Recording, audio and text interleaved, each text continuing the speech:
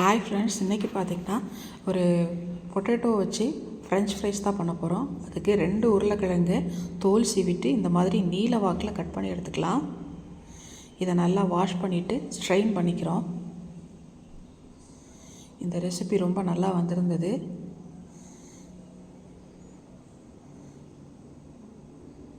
ஒரு பவுலில் கார்ன்ஃப்ளவர் எடுத்துக்கிறேன். ஒரு 5 ஸ்பூன் அளவுக்கு எடுத்துருக்கிறேன். அதோட 1/2 ஸ்பூன் பெப்பர், அப்புறம் சால்ட்டு. இதை நல்லா மிக்ஸ் பண்ணி விட்டுக்கலாம்.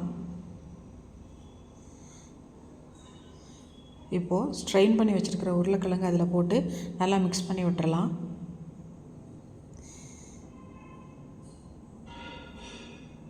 இந்த சைடு ஒரு பேனில் ஆயில் ஹீட் ஆயிடுச்சு, போட்டு பொரிச்சு எடுத்துடலாம். எண்ணெய் ரொம்ப காய விடக்கூடாது.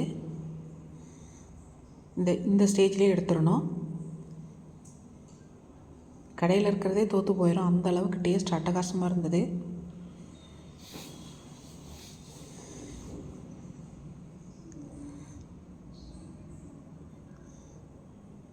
இந்த மாதிரி ரெசிபிஸ் நம்ம சேனலில் நிறைய இருக்குது, பாருங்கள்.